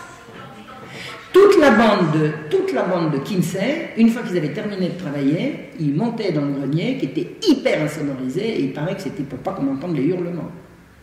Tout ça, c'était des sadomaso. Alors, il ne faut pas confondre sadomaso avec sado tout court. En général, sadomaso, c'est pour ce genre de gens-là. Quand on touche à des enfants, les enfants, ils ne sont pas maso, ils sont juste victimes. Vous voyez ce que je veux dire? Il y a souvent un abus. Je me souviens quand il y a eu les affaires dans Lyon où on avait arrêté un type qui torturait des filles, on disait un partisan de parti sadomasochiste. Non, de parti sadique. Les victimes n'étaient pas consentantes. Vous voyez la nuance. Donc, sado, ça va avec maso, mais pas que. Ça va également avec victime non consentante. C'est-à-dire l'abomination la plus atroce. Alors, on connaît tout ça par Judith Reisman. Alors Judith Reisman, c'est une Américaine elle est morte il y a 1 an et demi maintenant. Nous étions devenus amis. Hein. Je lui ai écrit, j'ai vu ses vidéos, je l'ai rencontrée. On s'est rencontrés 3 fois une semaine. Ça fait des liens, vous savez. 3 fois une semaine, une petite semaine en Croatie où je l'ai rencontrée. Ensuite, elle est venue chez moi, elle est venue en France. Ensuite, je l'ai retrouvée à Québec. Et puis, on était en communication tout le temps. Enfin, on est vraiment devenus... Excusez-moi, je suis très très émue. Je parle bien. Et là, c'est elle qui a découvert tout ça. le ciel lui est tombé sur la tête, le système, le président Reagan lui avait donné une bourse pour qu'elle étudie le truc, toutes les ligues, les LGBT, tout ce qu'on appelle le monde woke à l'heure actuelle, c'est rué sur elle, ils l'ont traînée dans la boue, elle est restée la tête haute, elle n'a jamais flanché, elle a fait un travail absolument admirable. Judith Reisman, c'est grâce à elle qu'on sait tout ça, et elle est la première personne qui a ouvert le rapport Kinsey, qui a regardé ces tableaux en disant mais qu'est-ce qui a marqué là? Et Judith a raconté qu'un jour elle est allée dans un congrès de sexologie à Jérusalem. Elle a été invitée, alors c'était toutes les sommités de la sexologie mondiale, que des universitaires. Elle a affiché les tableaux en rétroprojection, elle a dit vous voyez quoi là? Silence de mort. Elle a fait une explication de texte, elle dit il y a ça, il y a ça, il y a ça, il y a ça, il y a ça. Ils étaient tous partisans de la sexologie, tous azimuts. Hein. Et une fois qu'elle a terminé son truc, elle a dit ça veut dire que la science se met au service de la torture d'enfants? Eh bien, savez-vous quelle était la réaction de la salle? Silence de mort. Rien. Personne n'a de questions à poser. Rien. Il y a un journaliste qui a pris le micro, il dit écoutez, moi je suis journaliste, je ne suis pas là pour intervenir, mais là, attendez, je suis outré. Personne n'a rien à dire, elle vient de lâcher une bombe atomique, cette dame, vous n'avez rien à lui dire? Rien. À part peut-être, foutez le camp, vu plus de vous. Vous êtes une emmerdeuse. Et elle n'est pas revenue à ce congrès. Le congrès s'est terminé sans elle. Et ils lui sont tous tombés dessus. Ils lui sont tous tombés dessus. Et est-ce qu'elle a compris, enfin c'est ce qu'elle m'en a expliqué, c'est ce qu'elle explique dans ses écrits, c'est qu'elle a compris que toute institution est verrouillée de l'intérieur par ces choses-là. Là, en l'occurrence, c'est l'université et la médecine. Le monde des psys, le monde des médecins et le monde des universitaires est verrouillé. Ça ne veut pas dire qu'ils le sont tous, hein, je ne suis pas en train de dire ça. Mais ils sont tous là-dedans. Ils sont dans toutes les institutions. Et figurez-vous que pour que le livre de Judith Reisman commence à être traduit en France, il a fallu que j'intervienne et que je fasse intervenir une personne aussi peu consensuelle que Alain Sarah pour qu'elle soit publiée en France. Aucune université, aucune édition universitaire n'avait jamais songé à la publier. Ou s'ils y avaient songé, ils y avaient annoncé. Donc si vous voulez lire Judith Reisman en français, c'est accessible par les éditions de Saint-Rémy, qui sont des éditions catholiques, et par les éditions Contre-Culture, qui sont de l'édition. Et l'édition, vous savez, moi je paye pour le savoir, quand vous avez sorti un livre, il faut user vos petits bras hein, pour le vendre. Hein. Si vous n'avez pas le relais des grands médias et des grands circuits de distribution, ça sera la petite semaine. Mais le travail se fait quand même, et puis il y a un truc qui s'appelle Internet qui permet aussi de connaître toutes ces choses-là. Donc c'est grâce à la merveilleuse Judith Reisman qu'on a su ça. Et puis la vérité maintenant se fait jour partout.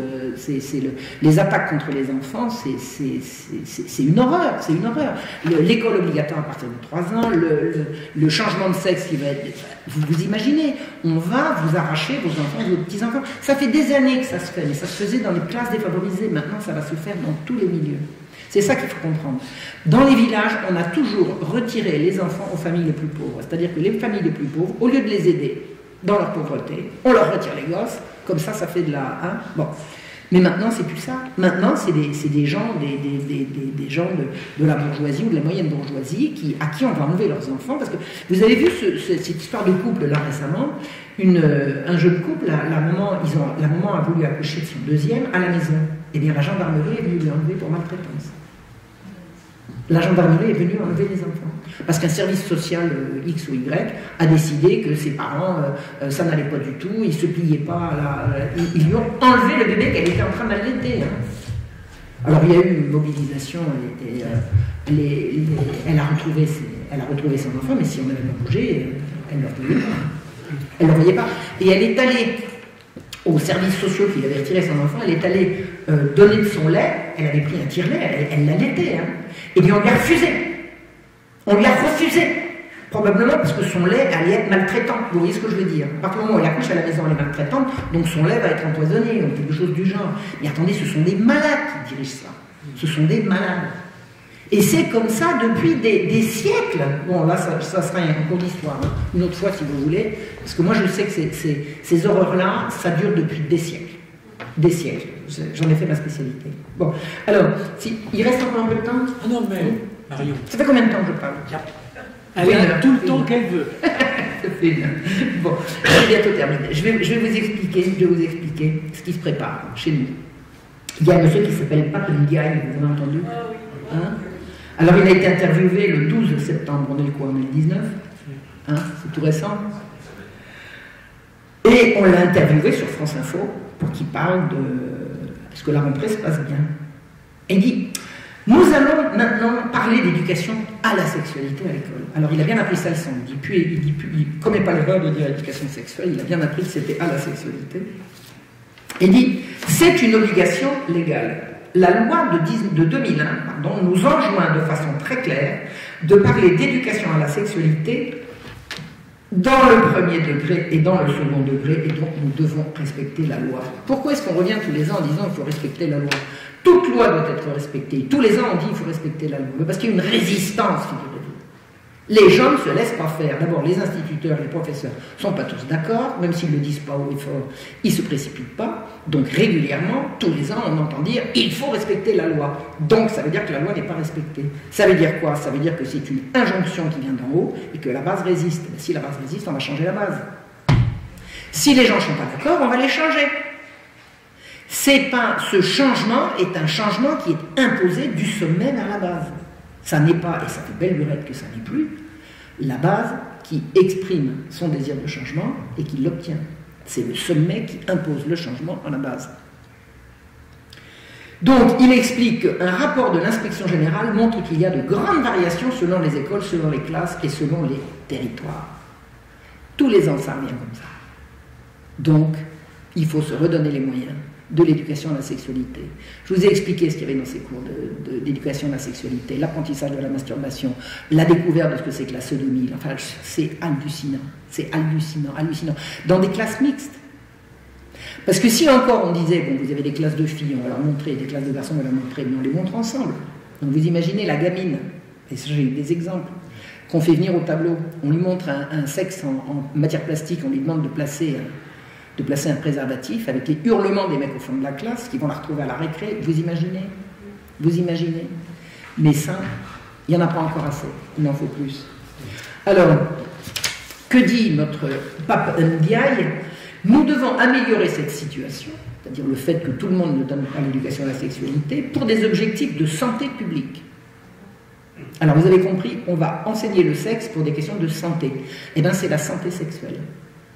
On a fait passer la dragée dans les grandes instances de l'ONU en disant que le sexe pour tous, c'est de la santé sexuelle. La santé sexuelle, c'est je jouis bien, je suis en bonne santé, je jouis pas, je suis en mauvaise santé. Je jouis pas assez ou j'estime que je suis pas assez. Voilà. Donc on fait rentrer ça dans les programmes de l'OMS, que tout le monde a compris, que tout le monde a reconnu. On va faire reculer les grossesses précoces, par exemple. C'est-à-dire que grâce à une bonne éducation à la sexualité, on va faire reculer les grossesses précoces. Est-ce que vous m'expliquez à quel titre il y aurait des grossesses à l'école si on ne parle pas d'autre chose?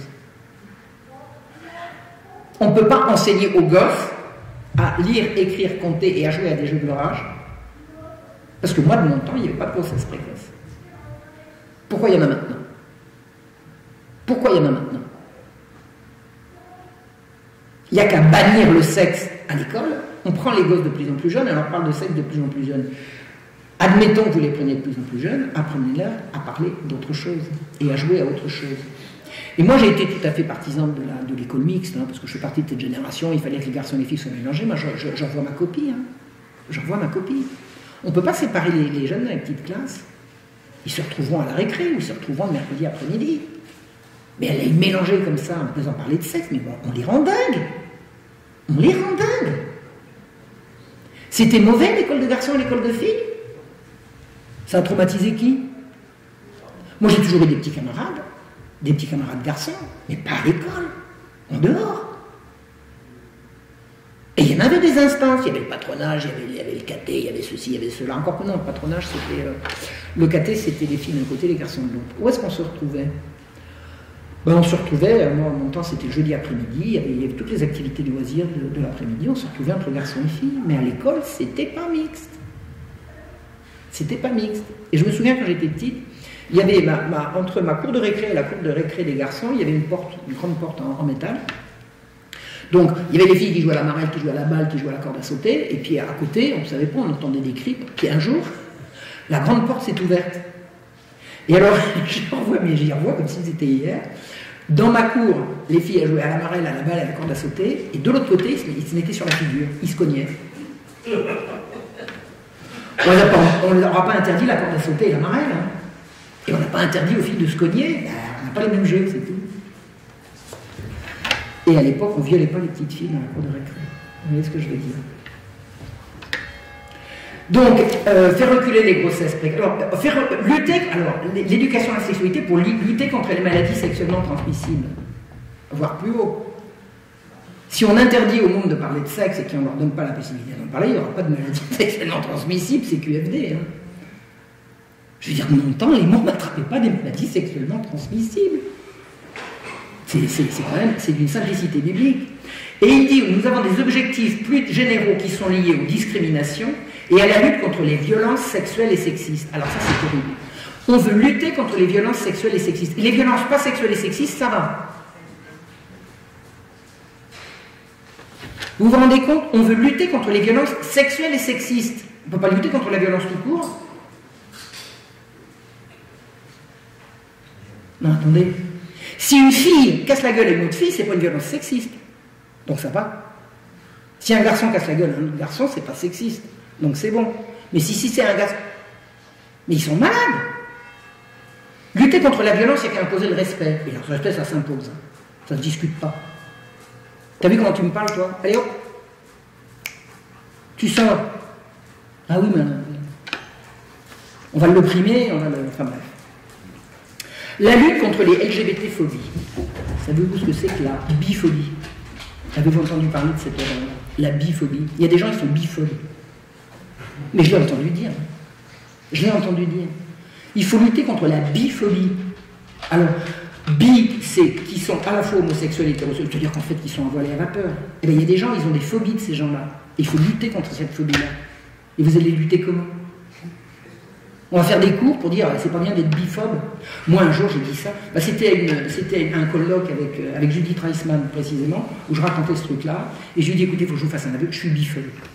Les homosexuels j'ai rien contre, les transsexuels j'ai rien contre, mais les bi je supporte pas. Je suis biphobe. Il y a transphobe.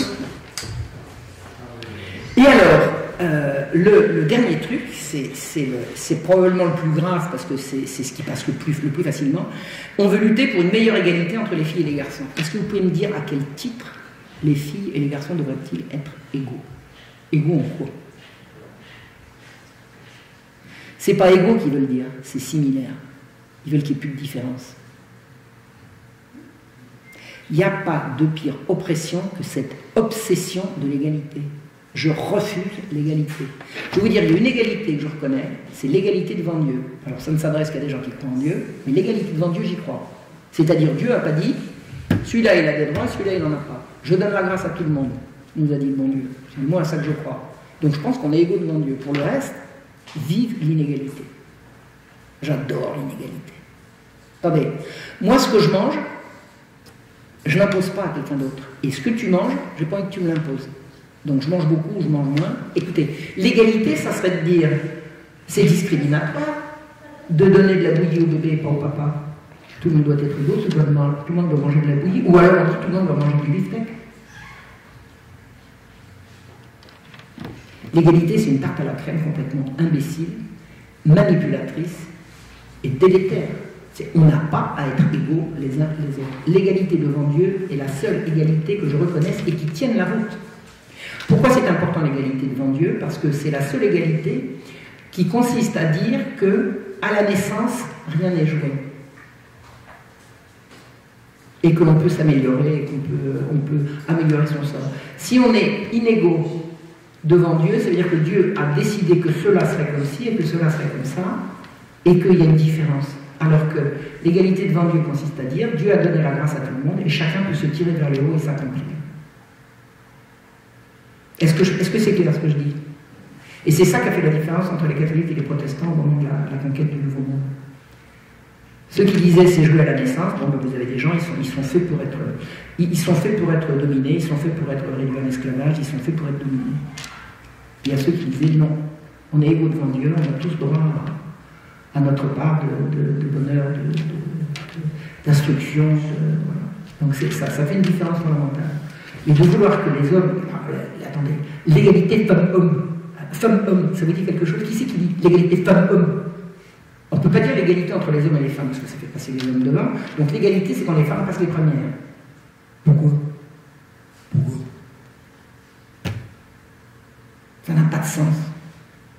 Je n'ai pas à être égal de personne, je réclame que personne ne soit mon égal.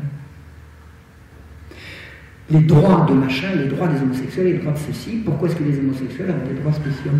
Est-ce qu'il y a des droits des hétérosexuels, vous faites? Non. Ça n'a pas de sens. Tout ça, c'est de l'embrouille, c'est de l'esbrouf, c'est pour nous faire oublier les valeurs fondamentales qui sont en train d'être renversées. Non, c'est pas qu'ils sont en train d'être renversées, dont de plus en plus de gens comprennent qu'il faut les rétablir. Parce que si je vous dis, si je vous dis la chasteté, vous allez immédiatement imaginer que la chasteté, c'est faire Tintin, c'est jamais faire l'amour. Non, c'est se maîtriser. La chasteté, c'est la maîtrise de soi. C'est pas bien la maîtrise de soi? Vous savez ce qu'on apprend aux jeunes, en fait, dans l'éducation de la sexualité? On leur apprend à satisfaire leurs désirs. Mais l'éducation, c'est pas apprendre à satisfaire tes désirs, c'est apprendre à les maîtriser. Maîtriser, c'est pas réprimer. Maîtriser, être maître de soi-même, c'est pas réprimer. Être maître de soi, c'est ne pas se laisser faire par ses propres passions. C'est être à la commande. C'est ça, être un humain responsable. Et là, tout leur programme consiste à expliquer aux jeunes qu'ils ont le droit d'eux et qu'ils ont accès à leurs désirs, que leurs désirs et leurs droits. C'est l'inverse d'une éducation. C'est l'inverse d'une instruction. Vous avez le droit de... Non. Quand tu seras majeur, quand tu seras responsable, quand tu gagneras ta vie, tu feras tes choix. En attendant, c'est ceux qui te nourrissent qui font les choix à ta place et qui t'enseignent à te maîtriser et à te respecter. Oh ben, monsieur le juge, attendez, je suis désolé.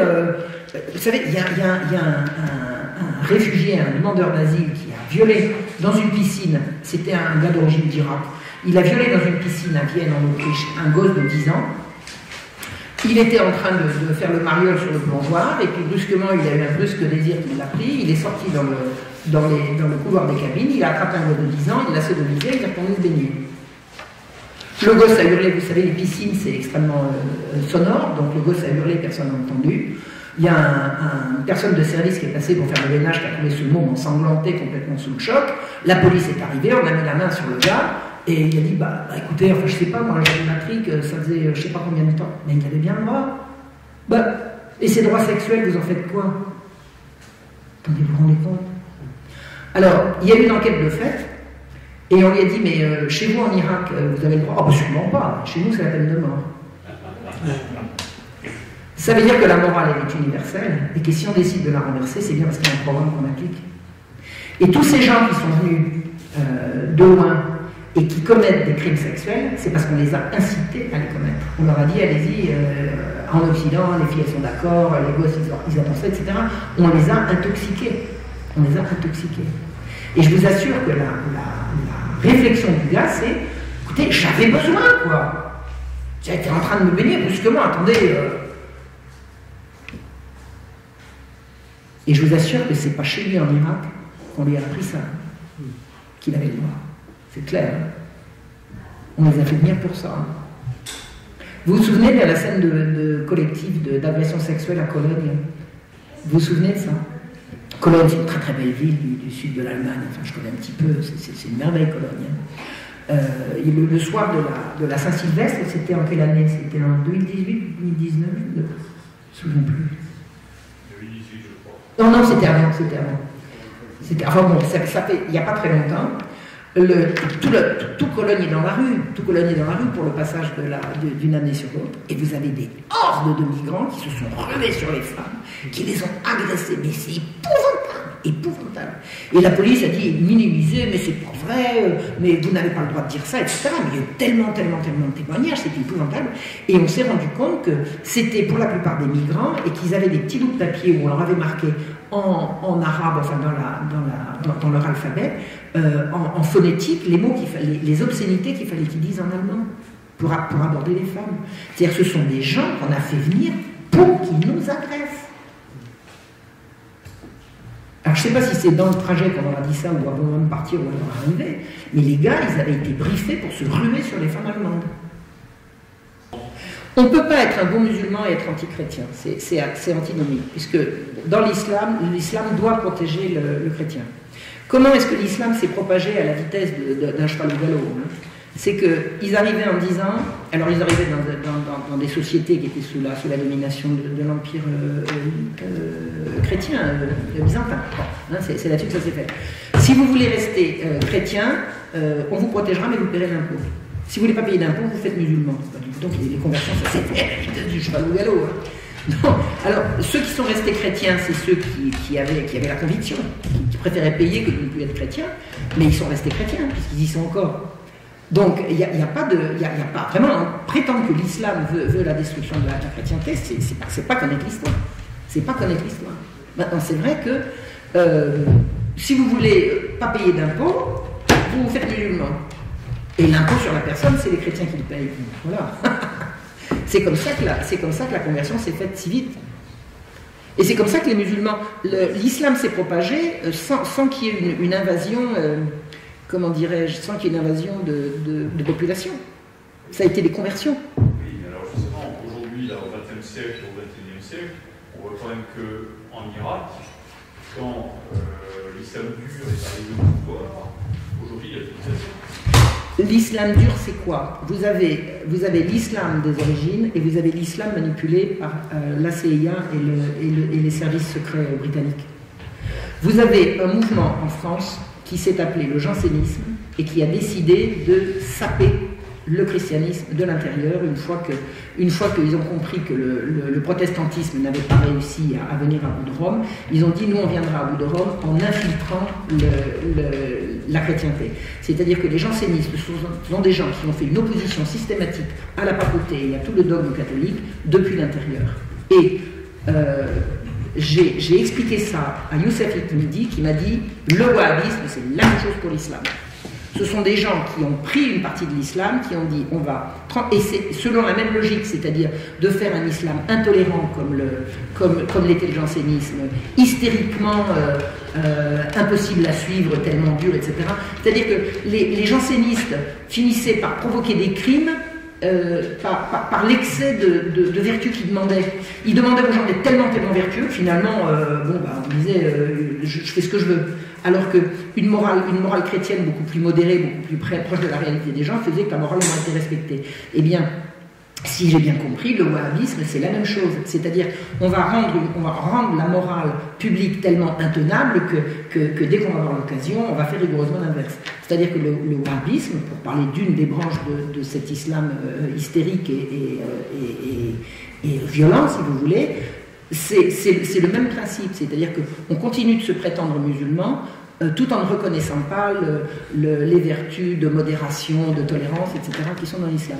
Donc, qui maîtrise ces islamistes-là? Qui les a fabriqués? Qui les maîtrise? J'ai entendu parler d'un symposium qui s'est passé dans le Caucase, je crois, en présence de Vladimir Poutine, mais il y a de nombreuses années maintenant, enfin nombreuses, il y a une dizaine d'années à peu près, où il était question précisément de revenir aux fondamentaux de l'islam. Et les fondamentaux de l'islam, c'est les fondamentaux qui ont protégé précisément les chrétiens et les juifs. Et les juifs. Je veux dire, en Palestine, il y avait des chrétiens et des juifs jusqu'à ce que les juifs viennent et décident que c'était eux et pas les autres. Vous savez, c'est particulièrement frappant. Quand vous connaissez Israël et la Palestine, vous verrez que le judaïsme, le christianisme et l'islam ont cohabité jusqu'à la catastrophe. Ils ont très bien cohabité. Très très bien cohabité. Et les Arméniens qui ont fui l'épouvante du génocide en 1915, quand ils sont arrivés en Palestine, ils étaient tranquilles. Ils étaient saufs. Oui, monsieur. Oui, par contre, Mario, cette histoire, elle me rappelle autre chose. Cette histoire d'incitation au viol. Elle me rappelle le débarquement en Normandie. Parce que moi, je suis normand, Et on a eu en Normandie, au moment de la libération, des viols de masse commis par les soldats américains. Et particulièrement les Noirs, je parie. Exact. Et pourquoi les Noirs? Pas parce que les Noirs... Et pourquoi les Noirs? Pas parce que les Noirs sont plus méchants que les Blancs. Parce qu'on leur a dit, psst, vous voulez pas faire la guerre, mais, venez donc. Les petites Françaises, elles aiment ça. Comment vous faites pour convaincre un Noir qui est discriminé d'aller se battre pour l'Amérique? Faut bien en promettre. C'est vrai ce que je dis ou pas? Oui.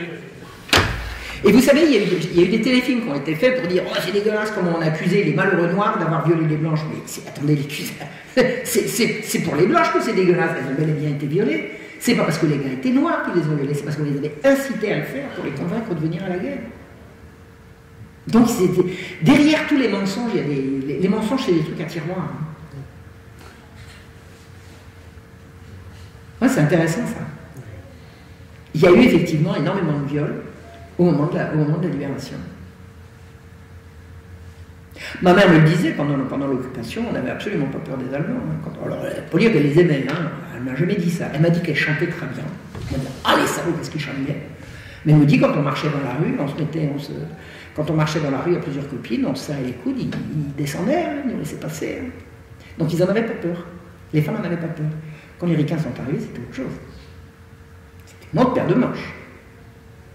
Mais enfin, à Reims, à ma connaissance, il n'y a pas eu de souci. Mais il y en a eu ailleurs. La Normandie, c'était massif. Il y a des écrits là-dessus? Oui. Ah, ça m'intéresse. Vous pouvez m'envoyer? Je t'enverrai. Ah ouais, ça m'intéresse tout à fait. Ça m'intéresse tout à fait. Ah oui, ça rentre dans le cadre de mes... Ouais. Bon, vous savez, inciter les gens au viol, c'est pas dur. Mais attendez, les filles, elles aiment ça. Elles aiment ça, elles en réclament. Plus elles disent non, plus ça veut dire qu'elles sont d'accord. Non, mais attendez, le gars, il y va. C'est tout. Oh, ah oui, elle a dit non, bah, on m'avait bien prévenu qu'elle allait dire non. Vous savez, cette histoire j'en ai parlé dans le... Je crois que je suis en train de regarder justement. Ouais, je crois que j'en ai parlé dans la préface. Non, c'est pas dans celui-là, c'est dans la préface de l'autre livre de Judith que je raconte ça. Elle a des livres, hein. Ouais. Alors, j'ai pas de livre sur le sujet, j'ai mes autres livres, j'en ai quelques-uns, j'en ai plus beaucoup. Qu'est-ce que j'étais en train de dire? Je sais pas, j'ai perdu le fil. J'aurais pas dû. L'incitation de certains mouvements à violer. Oui, mais avec la Normandie, les viols, là, on est en train de... Oui, bah, j'ai perdu le fil. Qu'est-ce que je voulais raconter? Oui, l'histoire de cet Irakien qui a violé un môme dans une piscine, c'est le gars, il a compris brusquement ce qui s'était passé. Il arrive, il se justifie. Il dit, bah oui, écoutez, enfin, j'avais besoin, quoi. Vous voyez ce que je veux dire? Puis quand on lui demande, fait comment chez vous? Ah bah chez nous, c'est la peine de mort. Le gars, il s'est réveillé. Vous imaginez comment est-ce qu'il a pu imaginer qu'il avait le droit de faire ça? C'est parce qu'on lui a dit. Oui. Enfin, je veux dire, c'est pas une chose courante de sortir du grand bain, d'aller violer un gosse et de retourner au plongeoir, quand même. Il y a un truc, là. Ben, c'est comme les Noirs avec la Normandie. C'est la même chose. Il y a une incitation par derrière. Une incitation abominable. Oui? Seul département de la Manche, 208 viols, 30 meurtres. Pour le seul département bas-normand de la Manche. Et ils disent que c'est des Noirs ou pas? Alors là-dessus, je sais, moi j'avais lu qu'il y avait beaucoup de Noirs qui étaient impliqués, effectivement. Je vais t'envoyer après. Oui. Et vraiment qu'on ne prétende pas que je dise que les Noirs ou que les Irakiens sont des violeurs. C'est pas ce que je suis en train de dire, j'espère que c'est clair. En fait. C'est une manipulation. C'est une manipulation. Bon, enfin, moi qui ai quand même vécu un peu dans les pays arabes, ils sont quand même d'une pudeur. Je veux dire, on ne fait pas des choses comme ça, c'est clair et net, quoi. Non, mais même pas en rêve, quoi. Même pas en rêve. Alors pourquoi ils le font chez nous? Ils le font pas chez eux, ils le font chez nous. Si c'est pas une incitation, c'est quoi?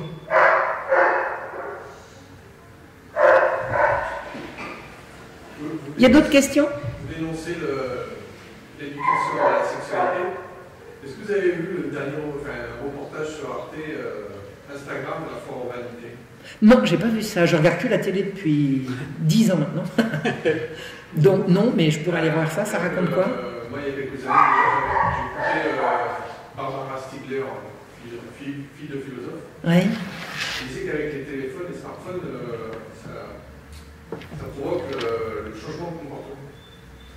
Et elle a Instagram, je vous invite à regarder ça. Moi, je voudrais que toutes les mamans louves de France diffusent ça dans les classes d'école. Voilà, à partir d'un smartphone, déjà ils sont arrivés à une échelle que... C'est monstrueux, c'est monstrueux. D'abord, les enfants ne devraient pas avoir de smartphone.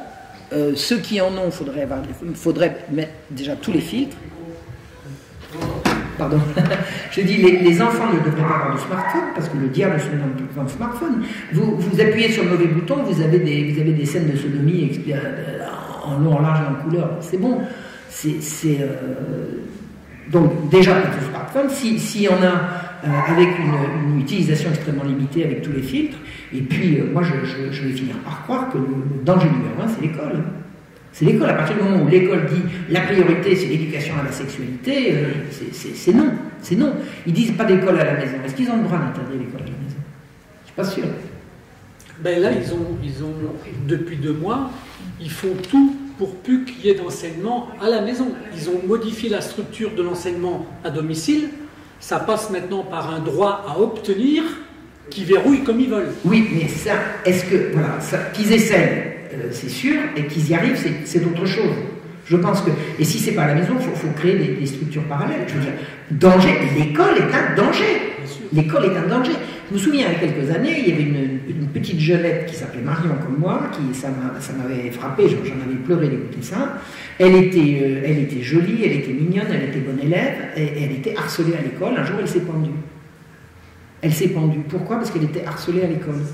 J'ai vu ça, c'est une interview de sa mère qui n'a pas arrêté d'alerter l'autorité de l'école pour dire que sa fille était harcelée. Ah ben elle a qu'à apprendre, etc. Du coup, quand elle était morte, elle a bien appris, la gamine. Mais attendez, c'est un danger public de mettre ces mômes à l'école maintenant. S'il n'y a plus d'autorité pour protéger les faibles et qu'on laisse la racaille faire la loi, c'est plus une école. Alors, on laisse la racaille faire la loi et on laisse des intervenants extérieurs vous raconter comment on se sodomise sans se faire de mal. Mais attendez, l'école, c'est pas ça l'école. Vous savez depuis quand il y a des écoles en France? Depuis qu'il y a de la France. Il y a toujours eu des écoles. Et des écoles où on apprenait. Moi j'ai 2 filles de 14 et 13 ans. C'est moi qui suis obligé, à la sortie de l'école, de faire le policier. Quoi. Sinon, rien ne se passe. Rien ne se passe. Mais sans crier sur les uns sur les autres, juste en expliquant les choses et en essayant d'expliquer, tout simplement.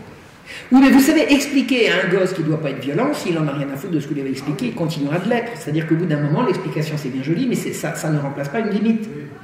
L'explication vient au secours de la limite.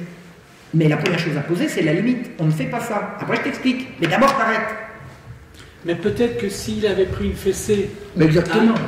Il aurait appris. Ah oui, vraiment. Après, je crois qu'il y a le hypnologue là, aujourd'hui. Là. Et en fait, moi, ce que j'avais compris de l'hypnose, du fonctionnement de l'inconscient, en fait, entre les jeux là, où on égorge tout le temps 25 chiens ou 15 bonhommes, voilà. Pourquoi vous avez des meurtres avec 15 coups de couteau alors qu'un seul suffit?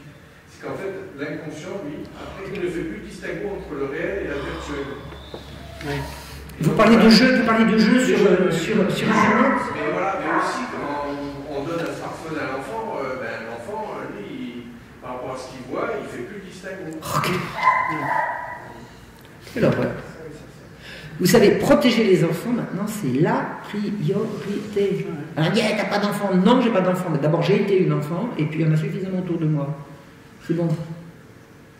C'est bon. Ça fait assez longtemps que je me bats pour ça. Oui? Concernant l'IEF, l'école à la maison, effectivement, ça devient compliqué parce que les demandes qui sont faites, les dossiers, il faut qu'ils soient maintenant béton, et il y a des refus en masse. Il faut aller défendre chaque dossier individuellement. Alors maintenant, avec les collectifs, les Papalous, il y a d'autres collectifs aussi, il y a des personnes qui sont très bien informées, qui savent comment amener les dossiers et les faire passer, mais il faut que les parents aient un dossier vraiment béton, sinon... Oui, mais alors, ça va poser la question de savoir ce que c'est que béton, c'est-à-dire selon quels critères. Non, mais vous savez, je vais vous expliquer. Beaucoup trop. Oui, mais ça m'étonne pas. Ça m'étonne pas. Non, mais là, c'est la guerre. Là, concernant les écoles alternatives, c'est pareil.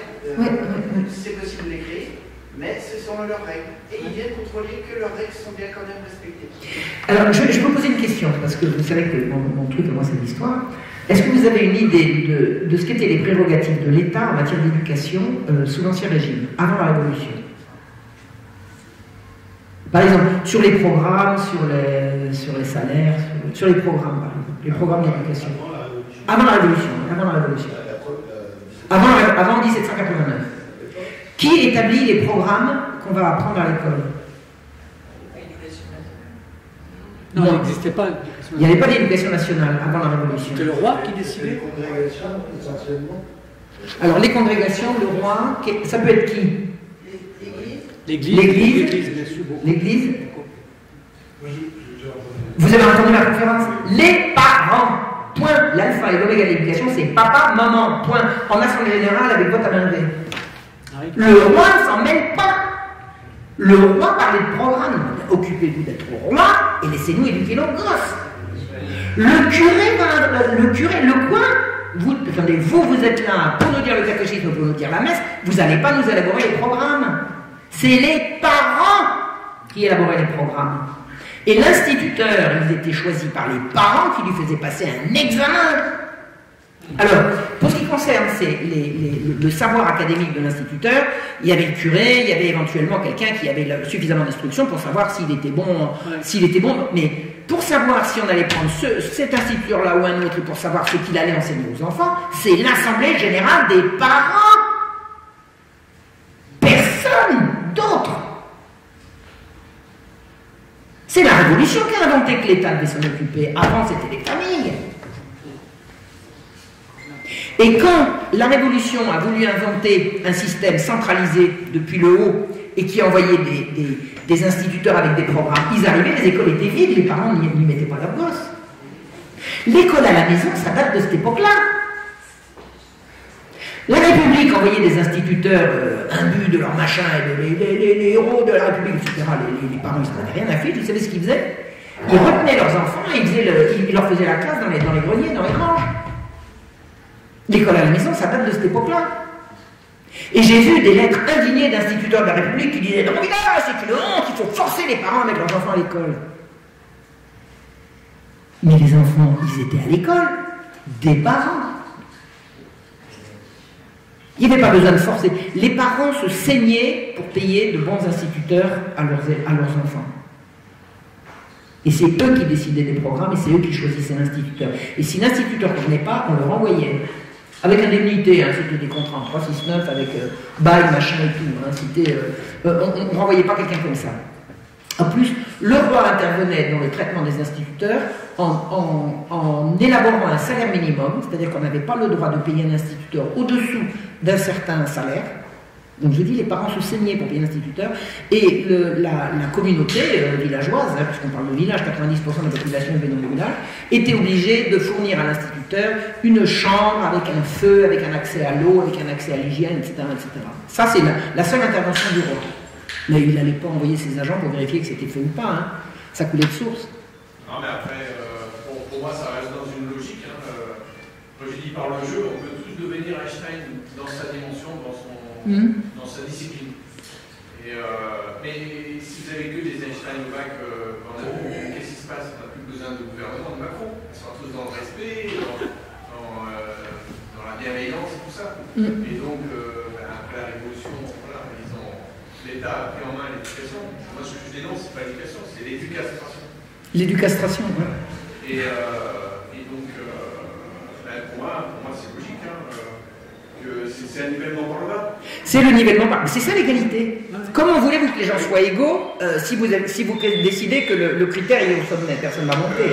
Encore une fois, dans Barbara Stiegler, nous on a la chance en France, la richesse de la langue. Et plus la langue est riche, et ça ouvre l'esprit. Ouais. Aujourd'hui, la langue est abattardie. Au bac, ils ont besoin d'un calculatrice pour faire une règle de 3 au bac. Il y a un ministre de l'éducation qui ne savait pas en faire. Les nouvelles générations, ils ont dans leur communication, leur conversation, ils ont 150 mots pour vocaliser quoi. Et donc, vous imaginez l'esprit comme il est resté. Écoutez, j'ai entendu, à l'époque de la campagne sur le traité de Maastricht, j'ai entendu un jour une interview de Philippe de Villiers, il m'avait fait tordre de rire. Il avait raconté, il faudrait retrouver, mais je ne me souviens pas, il nous a raconté combien de mots il avait en rentrant à l'ENA et combien il lui en restait en sortant. Extraordinaire, extraordinaire. Et on perd des mots tout le temps, on perd des mots sans arrêt. C'est le formatage de l'esprit. Non, je vous assure, l'école sous l'Ancien Régime, c'était la prérogative des familles. C'était la prérogative des familles. Et il a fallu rendre l'école obligatoire pour forcer les gens à mettre leurs gosses dans une école qu'ils ne voulaient pas. Mais c'est pas pour les forcer à les mettre à l'école. De toute façon, les parents mettaient les gosses à l'école. Et si c'était pas l'école de la République, c'était l'école de la paroisse. Vous avez des écoles clandestines, vous vous rendez compte, sous la Révolution, les gens faisaient la classe dans les granges et tout. Ils faisaient pas que la messe dans les granges, ils faisaient la classe aussi. D'autres questions? Jusqu'à présent, on avait tendance à considérer que l'instruction était obligatoire. Et là, ils sont en train de changer, l'école est obligatoire. Ouais. Ça, ils sont en train de faire la bascule là-dessus. Exactement. Mais est-ce qu'ils vont tenir encore longtemps avec ce système? J'ai l'impression qu'il y a quand même... Je pense qu'il y a une bascule qui est en train de se faire. Mais tenez bon, ne donnez pas vos... Enfin, c'est facile à dire, hein. C'est facile à dire, mais moi qui n'ai pas d'enfant, il faut arracher les enfants à cet épouvantable Moloch qui s'appelle l'éducation nationale. C'est une horreur. Mais c'est très compliqué. Ah, je sais que c'est compliqué. Je vous crois que c'est compliqué. Surtout qu'ils mettent des mécanismes de chantage derrière. Parce que quand on parlait tout à l'heure de comment ils ont mis en place de ne plus enseigner à la maison, derrière, il y a une stratégie pour imposer la vaccination. Il ne faut pas l'oublier. C'est abominable. Et ils ont mis des mécanismes exactement les mêmes que pour les gens où la vaccination n'était pas obligatoire, mais on t'avait mis tellement de chantage derrière à l'emploi que tout le monde est parti se faire vacciner. C'est exactement les mêmes stratégies.